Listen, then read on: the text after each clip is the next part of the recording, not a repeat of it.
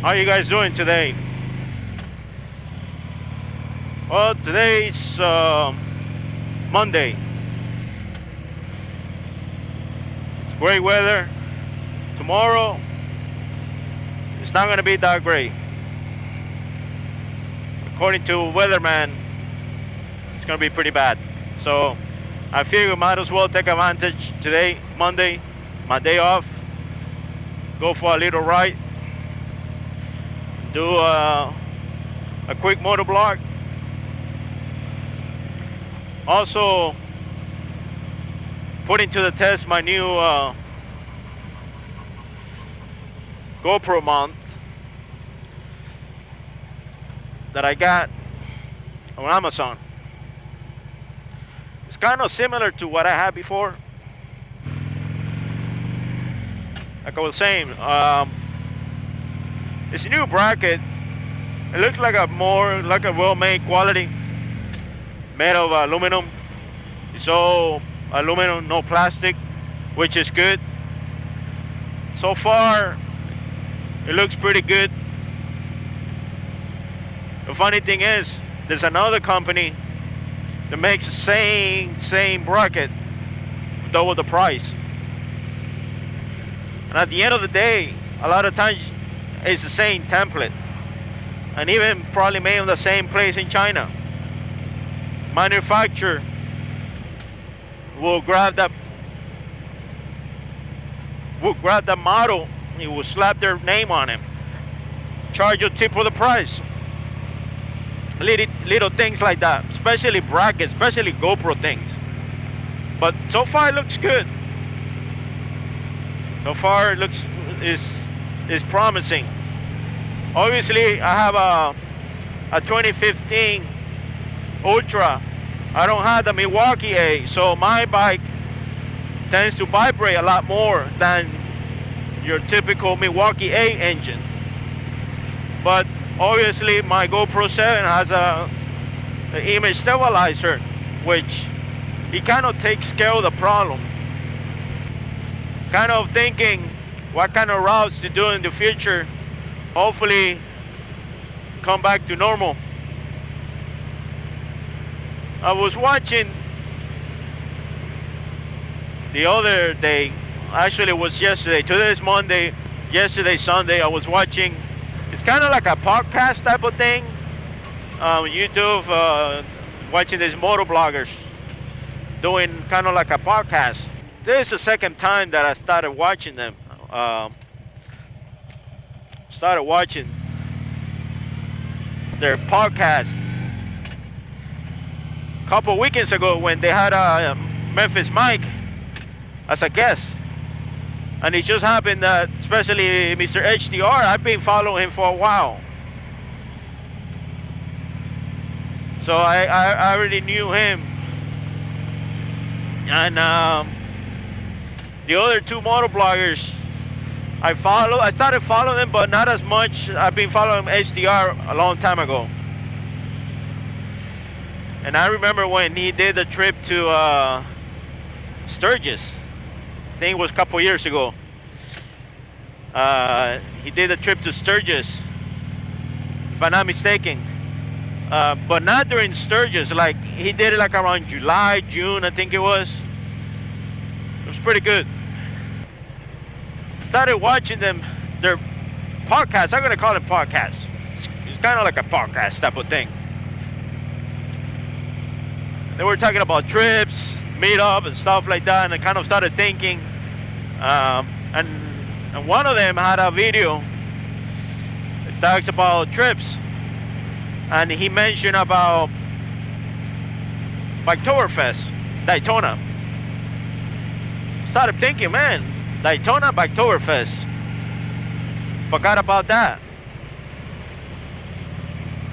Reason why I was thinking about it, because one of my bucket list trip is to ride down to Key West, which I've been to Key West many times. You know, I grew up in Miami, and I used to ride to Key West or Key Largo on the bike, but it's just the adventure of doing a road trip from Memphis all the way to Key West and kind of document all the trip, heading towards the Panhandle, Panama City, Alabama, and then getting to Tampa and hit the west coast of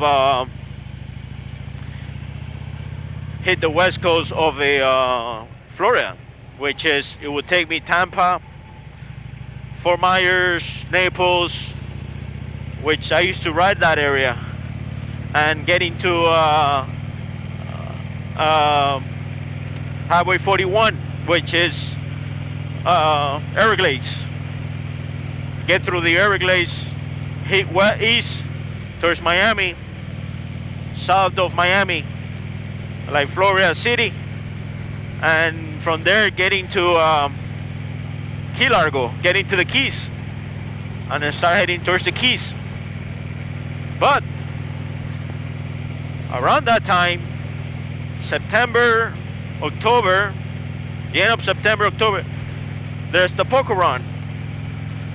I know last year they made the poker run around the first week of October, which is kind of very unusual. Kind of been thinking about it. I say, well, if they decide to, Peterson South, Harley Davidson, the dealership in Miami, decides to do the poker run around the first week of October, it kind of will line up with Daytona Biketoberfest. So it would not be a bad idea, head up to poker run in Key West, and depending how both events line up, stop by Daytona and do the Biketoberfest. It's just kind of thinking is going to my mind, That way I could get the trip from Memphis to Key West out of my bucket list. There's a couple places that I want to stop down the line, Alabama and the Panhandle that I would like to stop, and Naples and Fort Myers. There are a couple places there too. So it's just thinking about. It's just ideas. If things get better with the current situation that we live in right now with the pandemic. Another big topic that's been going on right now is about opening the economy. That's kind of I see it kind of like a double sword blade. I know a lot of people are hurting to get back to work, but at the same time, it could bite you in the ass, because unfortunately, there's nothing you could do as of right now stopping the virus other than social distance and try to stay home. But unfortunately, the way the society works here in the United States is kind of hard.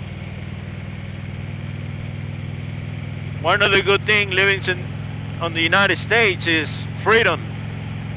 Freedom to move around, freedom to do things.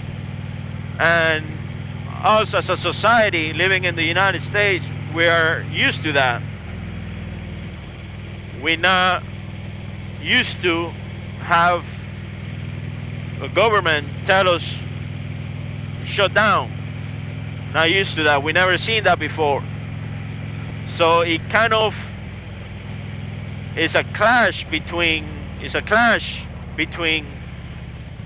society, the society that we're living here in the United States, and shutting down an economy, a city like it's been done in other countries around the world, like Spain, Italy, China, South America, shutting down to the point that the government is saying that military, even I think it's like South America, Central America, like Peru, Salvador, the government is telling the military, you guys got the green light to use lethal,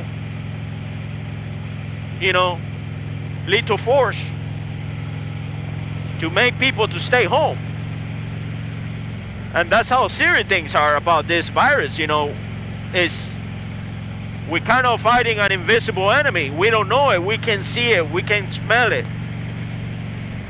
And that's kind of scary, because people, even some people believe that it's a hoax. Well, I don't know about that, I don't know which channel you're watching, but it's not. Unfortunately, it's a pandemic. And that's kind of what I'm afraid of. Unfortunately, us as a society here in the United States, it's hard. And I guess it's going to come down to personal preference. It's going to be up to you to decide if you want to stay home or not. It's up to you if to think about your family. But I understand that it's the livelihood of people to get back into opening their business. I totally understand that. I think cities should start opening by different phases. And obviously it's gonna be depending where you live, the city you live. Obviously, if you live in a big city like New York, for example, it's kind of hard because, New York City, how many people, what's the population of New York City? Everybody lives cramped in apartments. The transportation, they use mass transportation like subway and stuff like that. City like New York City is going to be the one that's going to be more strict when it comes to those things because people are close to each other. But I'm pretty sure like other cities like, I don't know, Kansas, Mississippi, Arkansas, where it's space, not people are close to each other, So it's going to be case by case situation, city by city situation. So hopefully I'm hoping people don't forget about keeping the social distance and try to be proactive and try to, do the best they can. That's what I'm hoping.